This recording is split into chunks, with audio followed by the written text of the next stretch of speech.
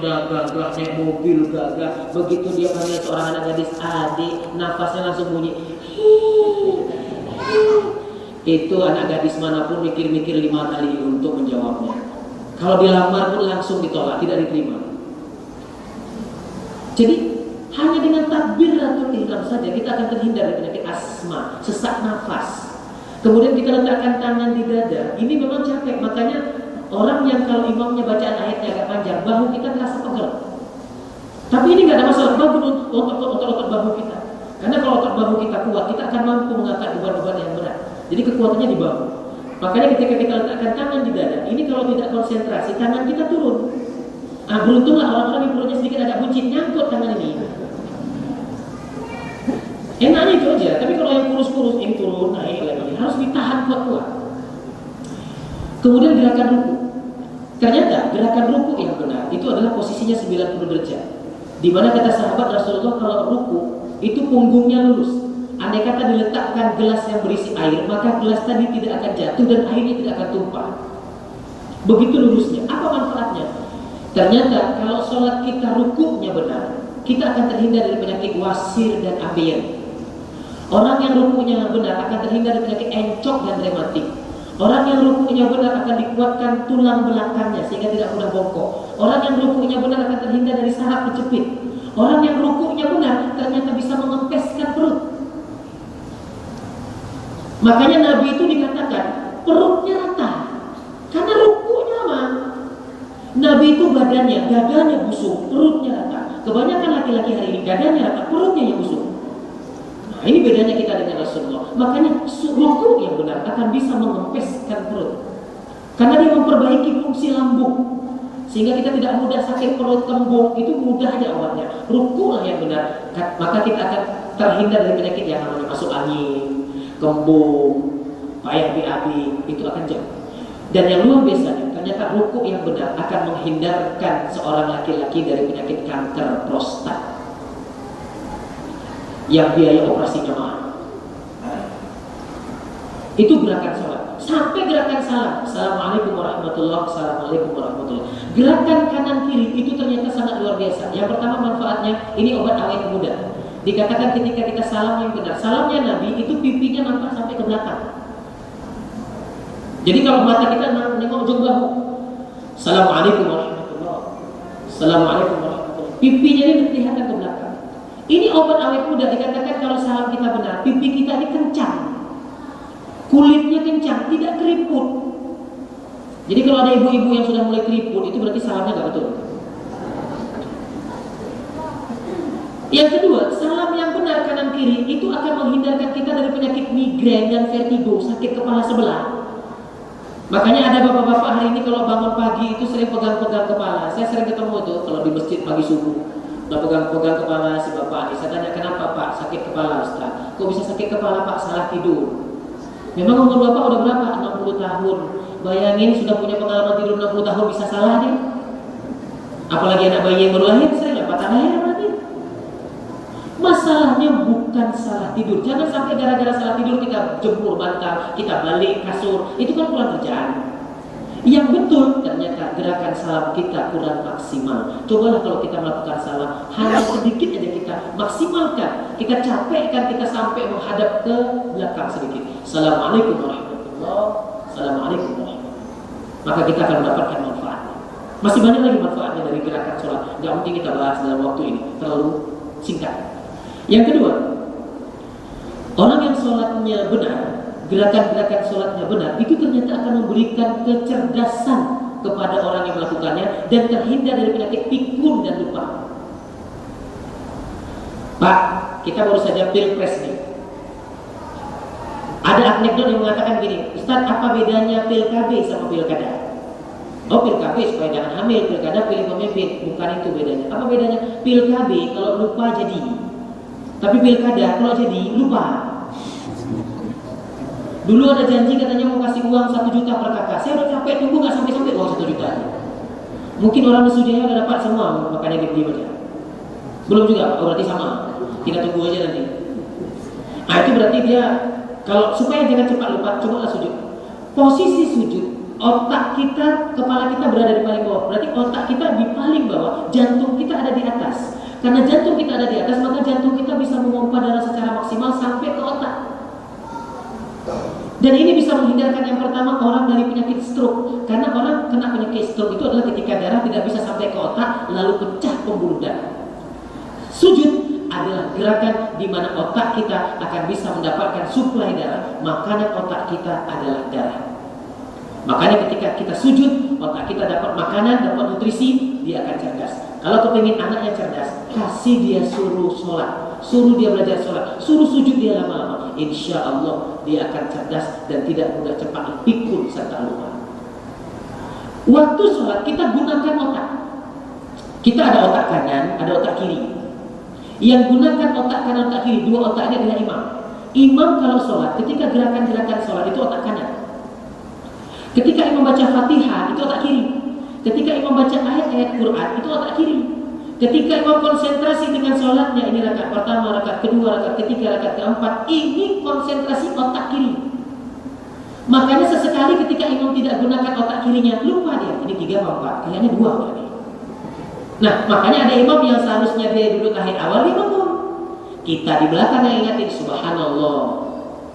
Jadi imam ketika dia baca Fatihah, dia gunakan otak kiri. Kalau kita makmum baca Fatihah, itu otak kanan.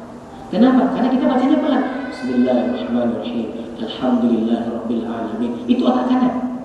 Tapi ketika membacanya dengan suara nyaring, Bismillahirrahmanirrahim, itu otak kiri. Yang menggunakan otak kanan kiri adalah imam, 2 otaknya. Kita makmum cuma 1 otak yang kita pakai, yaitu otak kanan saja. Imam 2 otaknya dipakai, kita makmum 1 otaknya saja. Lalu bagaimana dengan orang yang gak sholat? Memang gak ada otaknya. Apa yang dipakai? Kalau imam 2-duanya ada, kalau makmum 1, lah dia gak sholat, berarti otak mana yang dipakai? Makanya orang yang boleh gak sholat cuma 3 orang. Yang pertama anak bayi, yang kedua orang mati, yang ketiga orang gila. Jadi kalau ada saudara kita yang nggak sholat, tengok dulu, oh anak bayi, mana anak bayi kumisnya tebalnya bukan main, oh mungkin mati bisa jalan sana jalan sini, bisa lari sana lari sini, oh gila, udah selesai. Bukan hebat kali orang yang tidak sholat. Di dunia boleh hebat, di akhirat nggak ada satupun manusia yang bisa mengalahkan malaikat munkar nakir. Sekuat apapun kita di dunia, kita ini seperti katembat, 1 batang korek api letakkan di bawah, kita ini munkar nakir. Nah, korek api itu adalah manusia. Sehebat apapun kita, nggak akan mungkin menang melawan munkar nakir. Itu baru munkar nakir, belum malaikat-malaikat yang lain. Karena malaikat-malaikat Allah adalah makhluk-makhluk yang tinggi besar. Jibril saja punya 500 sayap, yang 1 sayapnya bisa menutupi 7 lapis langit, 7 lapis bumi. Berarti sebesar apa malaikat Jibril? Wallahu a'lam bishawab. Jadi dari sholat kita bisa tengok orang ini otak mana yang dipakai, kanan, kiri, atau tidak punya. Yang ketiga, orang yang sholat ternyata akan mendapatkan ketenangan dalam jiwanya. Itulah makanya kenapa selesai sholat ada perasaan nyaman dalam diri kita, ada perasaan tenang, ada perasaan bahagia, sehingga masalah-masalah yang tadinya berat itu menjadi ringan.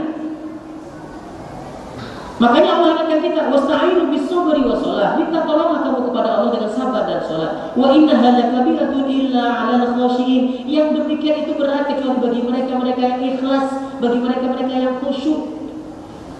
Orang yang salat akan terhindar daripada permasalahan-permasalahan berat. Orang yang salat terhindar dari omongan-omongan yang tidak perlu. Orang yang salat akan terhindar dari debat-debat pusing yang tidak bermanfaat. Walaupun belum jaminan, karena masih ada orang yang sholat, dia sholatnya selalu 5 waktu, selalu berada di belakang imam, selalu dapat takbir pertama. Tapi yang namanya iri tetap ada. Dia benci dengan orang yang lebih dari dia. Dia orangnya kaya tapi tidak suka sedekah. Kalau ada orang sedekah, dia marah. Dia mengatakan dia pamer, dia sok dermawan, sok ini, sok itu. Semua orang lain salah sama dia. Ada, padahal dia selalu 5 waktu, selalu berjamaah. Posisinya di belakang imam, dapat takbir pertama, tapi jiwanya tidak tenang. Siapa itu? Haji Muhyiddin.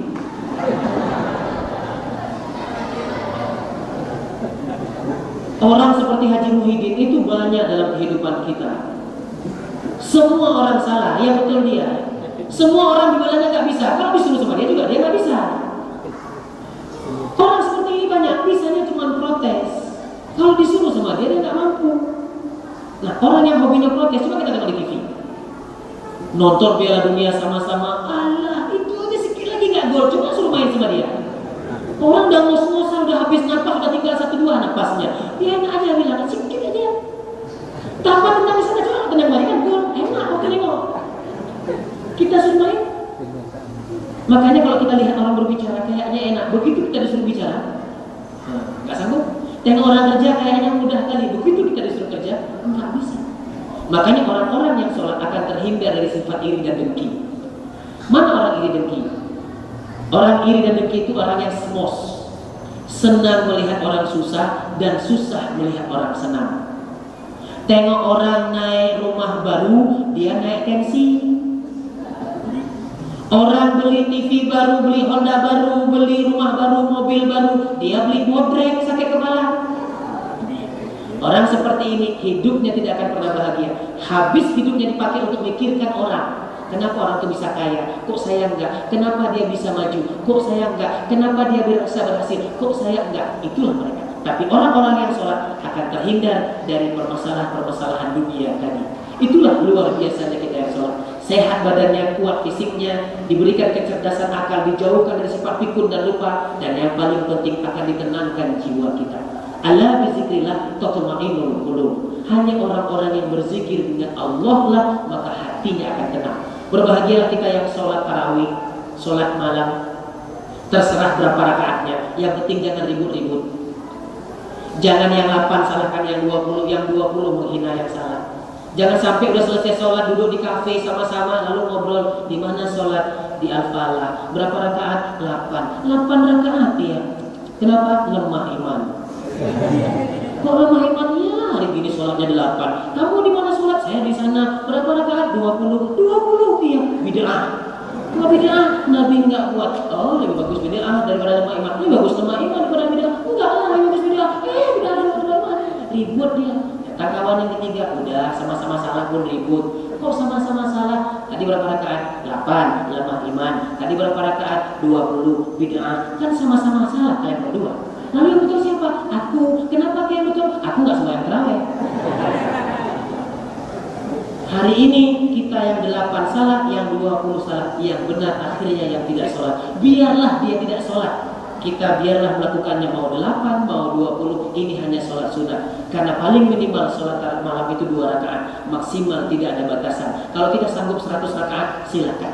Yang penting jangan ribut-ribut. Jangan sampai sholat kita merusak ukhuwah kita hanya karena berbedanya jumlah rakaat. Mudah-mudahan ada manfaatnya. Terima kasih. Assalamualaikum warahmatullahi wabarakatuh.